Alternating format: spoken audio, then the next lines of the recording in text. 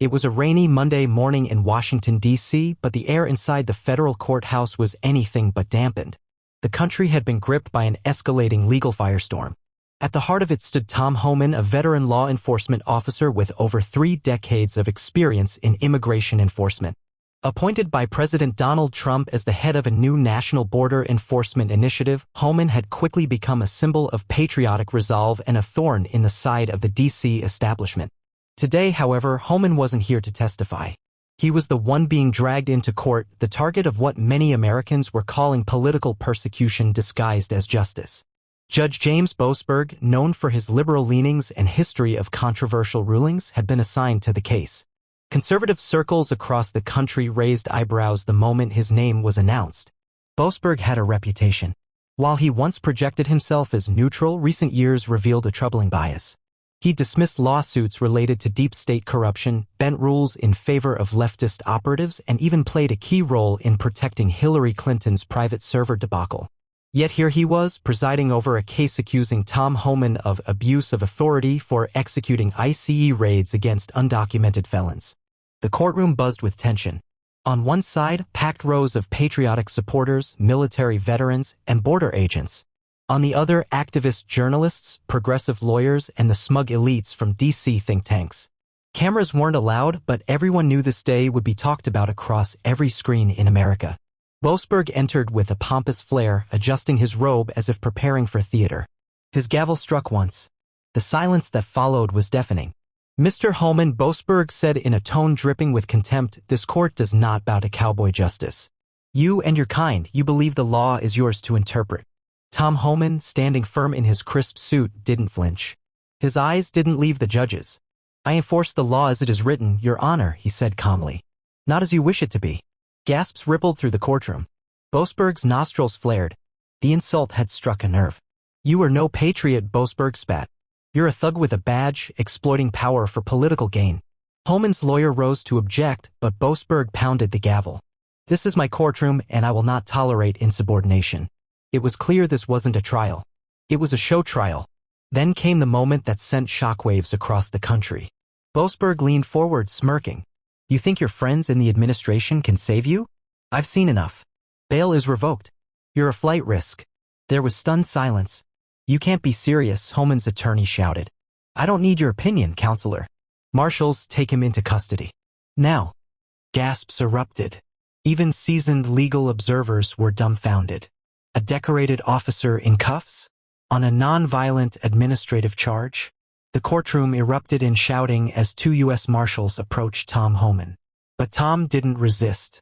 He turned slowly and extended his hands. His eyes met Boasberg's, and he offered just one sentence as the cuffs clicked. "You're not the only one with the law on his side." The judge flinched. That's when the back doors to the courtroom burst open. As the courtroom gasped at the sight of Tom Homan being handcuffed, the heavy wooden doors at the back swung open with authority. A flood of suited agents poured in, led by none other than Attorney General Pam Bondi, flanked by senior members of President Donald Trump's Justice Department. Boasberg's gavel hammered furiously. "This court is in session. Who dares interrupt?" Pam Bondi raised a hand. "Save your theatrics, Judge," she said with cool precision. "You just made the biggest mistake of your judicial career." The room erupted again. Journalists stood frozen, scribbling notes. Border agents stiffened. The U.S. Marshals who had begun escorting Tom Homan toward the holding cell now paused, looking uncertainly between Bondi and Boasberg. Boasberg's face paled slightly but hardened again. "This is judicial interference. You have no authority in my courtroom." Bondi stepped forward, holding a black folder with a golden seal. "Actually, Judge, under Article 2, an emergency authority vested by the executive order on judicial accountability signed just last week by President Trump, I do." She opened the folder, revealing an internal audit report from the Office of the Inspector General. Names, case numbers, timestamps. It was all there, evidence of judicial misconduct by James Boasberg himself. Gasps turned into a roar. The document detailed how Boasberg had used his bench to obstruct investigations, selectively interpret FISA warrant requests, and suppress testimony in politically charged trials. including multiple instances where whistleblowers had attempted to expose corruption in federal courts. Homan's lawyer stepped forward, stunned. "Is this real?" Bondi nodded. "Not only is it real, it's criminal." She turned to the marshals. "Stand down. Release Tom Homan immediately." Boasberg began shouting again, but it was incoherent now. Rage, desperation, and disbelief tangled in his throat. "This is a political stunt. You can't. You're violating separation of powers." Bondi gave him a cool glance.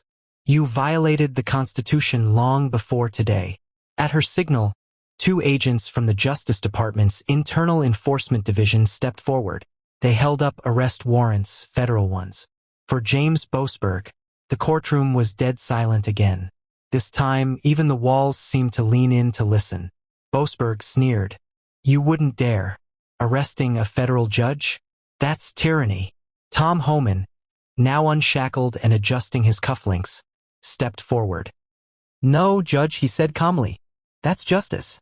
The marshals who had once cuffed him now moved toward Boasberg. The irony was thick in the air. One of the marshals hesitated. "Sir, we're going to need you to come with us." Boasberg's hands trembled. I'll appeal. I'll fight this. You'll get your day in court," Bondi said. "A real court, not your playground of power." As Boasberg was slowly escorted from the bench he had once ruled with arrogance, the courtroom erupted, not in chaos this time, but applause. The kind of thunderous applause that comes when truth punches through a fog of lies. Camera crews outside the courthouse caught the moment Boasberg was led through the front doors in handcuffs. The footage went viral within minutes. Networks that once praised him now scrambled to reassess. "Shock arrest of D.C. judge" blared headlines. Hashtags like #JusticeServed and #Homan Vindicated trended nationwide. Inside, Tom Homan shook hands with Bondi. "You didn't have to do that," he said. Pam smiled. "You fought for this country. We've got your back now." Homan looked around at the still-packed courtroom. Veterans saluted him. Civilians clapped. Some wiped away tears. "Then let's finish what we started," he said. "Let's clean the swamp once and for all." Outside the courthouse, the storm that had loomed in D.C. skies now mirrored the political tempest sweeping the nation. For years, whispers of a deep state network operating within the justice system were dismissed as conspiracy theories by mainstream media. But Boasberg's arrest had just ripped the curtain wide open, and Tom Homan was now front and center. Journalists flooded the sidewalk, their cameras flashing as Pam Bondi and Tom Homan stepped up to a makeshift podium. The American flag fluttered behind them. Bondi raised her hand to quiet the crowd. "Today," she said, her voice strong, "we took a critical step in restoring integrity to our judicial system." Judge Boasberg was not a lone actor, he was part of a deeply entrenched network of politically compromised officials. "And we have the receipts." The crowd hushed. Bondi tapped a USB drive in her hand. "This contains evidence, thousands of pages, emails, transcripts that expose a coordinated effort to weaponize our legal system against political opponents.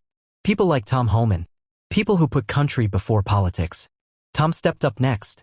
His voice was quieter, but it carried weight. "I spent 35 years enforcing the law," he said. "I've put my life on the line for this flag. And never did I think I'd have to fight this hard just to prove that enforcing the law isn't a crime." What happened in that courtroom today was just the beginning. As reporters shouted questions, one voice rose above the rest. "Mr. Homan, what now? Will you seek charges against others?" Tom didn't flinch. "You bet I will. Because this goes beyond Boasberg. There are senior officials, lawyers, even intelligence operatives who worked hand in hand to bury the truth." That evening, the story dominated every screen in America. Even networks that had once branded Homan as a hardline enforcer now used terms like wrongfully targeted and patriot. Panel discussions debated the scope of judicial misconduct. Conservative commentators called it the biggest political scandal since Watergate.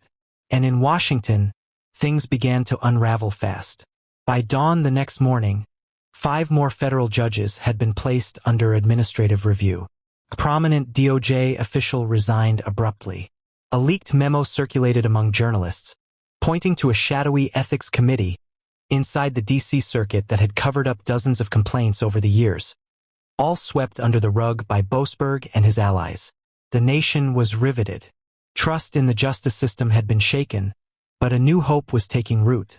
That accountability at long last might return to America. Meanwhile, inside the West Wing of the White House, President Donald Trump stood with arms crossed, watching the footage play on screen. At his side, Vice President J.D. Vance and Chief of Staff Kash Patel exchanged knowing glances. "He handled himself like a true warrior," Trump said, referring to Homan. "No surprise there," said Vance. "Tom's always been one of the good guys." Patel added, "Now that Boasberg is in custody, the next phase begins. We've got access to sealed files. Homan's gonna need full clearance." Trump nodded. "Give it to him. Unleash everything." That same day, Tom Homan received a classified briefing in a secure room beneath the Justice Department. What he saw there shocked even him. A digital map outlining networks of corruption, hidden communications between judges, and secret payments linked to foreign influence peddling. "This is bigger than I thought," he muttered. Pam Bondi nodded gravely. Boasberg was just the tip of the spear. The real kingpins, they're still out there. Homan clenched his jaw. "Then let's go hunting." Within 48 hours of Judge James Boasberg's arrest, Operation Clean House was in full swing. Across Washington, D.C., agents from the newly created Federal Justice Integrity Task Force, an elite team commissioned by President Trump, executed simultaneous raids on offices and residences tied to compromised members of the Judiciary, Department of Justice, and former intelligence officials. For the first time in decades, no one was above the law. Tom Homan, now appointed Director of Justice Oversight, led from the front lines. Gone was the courtroom victim. In his place stood a man fueled by purpose and a burning desire to root out the corruption that had nearly destroyed him. He sat in a secure command center, flanked by Pam Bondi, J.D. Vance, and Kash Patel. The walls were lined with digital maps and evidence boards. Targets 1 through 7 are confirmed in D.C., an analyst reported. 3 more in New York. We also have offshore accounts linked to. She paused, gulping. Former FBI Director Christopher Wray and ex-CIA Deputy Director Avril Haines. Homan leaned in. "Get me proof. We're not pulling punches." Kash Patel tapped a monitor. "You'll want to see this. We've decrypted internal communications between Boasberg and his inner circle. They were coordinating legal decisions to hamper border enforcement, silence whistleblowers, and even influence elections by blocking audits." Pam Bondi clenched her fist. "That's criminal conspiracy. And treason," J.D. Vance added. Homan stood, his voice steady. "This isn't just about justice anymore. It's about reclaiming America's soul. These people betrayed everything we swore to protect." As arrests continued, the country watched in awe. For years, Americans had felt helpless against a bloated, unaccountable bureaucracy. Now, the tide was turning. News anchors reported breathlessly on live takedowns of judges who once ruled over life-altering cases with unchecked bias.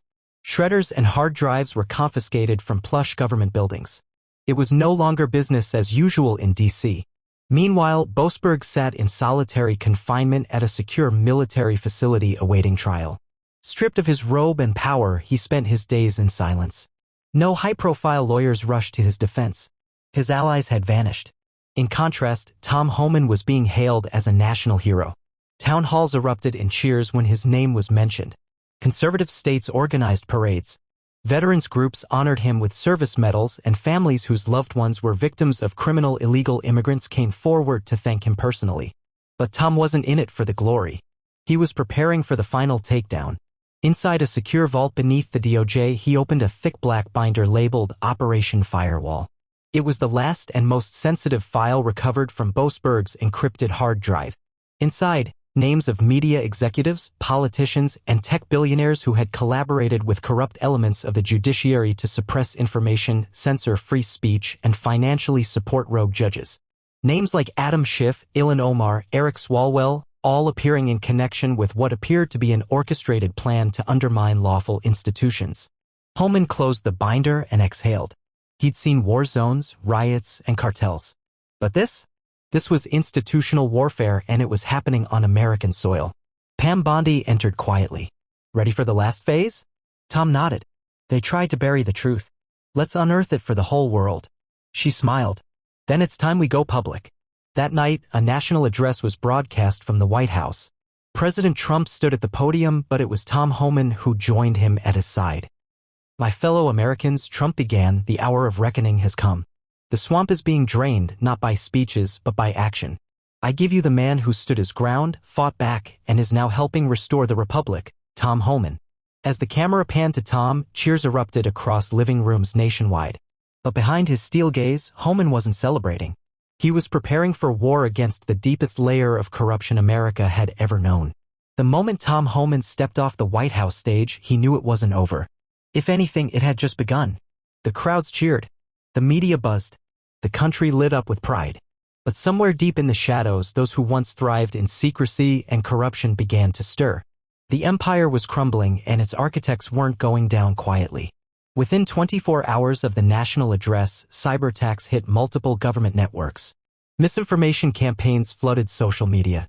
Anonymous sources in the press began pushing stories attempting to discredit Tom Homan and Pam Bondi, spinning wild narratives about authoritarianism, martial law, even foreign interference. But this time, the American people weren't buying it. A massive public countermovement erupted. Millions took to the streets in peaceful rallies holding signs like, "We stand with Homan, drain the swamp, for real, and justice for America." The chant, "USA, USA," echoed from coast to coast. It was the closest thing the country had felt to a united cause in decades. In a secure war room beneath the Capitol, Homan and his core team gathered one last time. The evidence collected was staggering: sealed financial records, private communication threads, and even hidden camera footage showing backroom deals between corrupt officials and foreign lobbyists. What began with Judge Boasberg had snowballed into something far more explosive. These files, Kash Patel said, holding a drive between two fingers, are the kill shot. This is the network. Every name, every deal, every backdoor. And the backup? Asked J.D. Vance. Distributed to 50 servers around the country.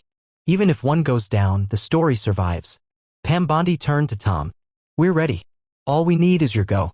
Tom Homan stared at the digital map on the wall, dots glowing red over D.C., Los Angeles, San Francisco, New York. Each one a nest of corruption, now exposed. "Let's rip the mask off," he said.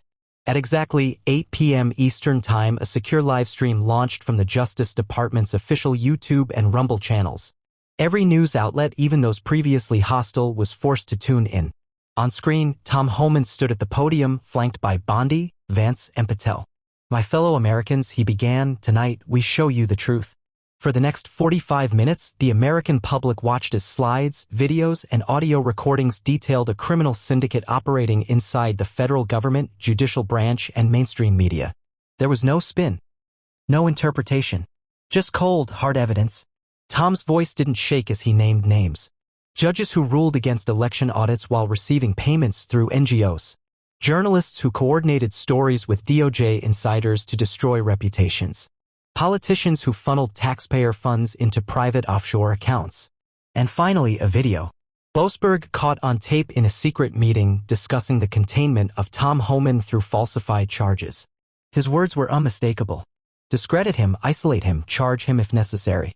We can't have men like that shaking the system. The nation froze. The live stream shattered viewership records. Within minutes, it had been copied, downloaded, and shared by millions. Even major platforms couldn't suppress it. It was too far gone. The truth had gone viral. By morning, the Department of Justice announced over 200 active indictments, with more expected. In the Senate, a bipartisan coalition emerged to introduce the Federal Integrity Act, enforcing term limits for judges, mandatory financial transparency, and new oversight panels led by civilians. It was the first time in decades such sweeping reform had real momentum.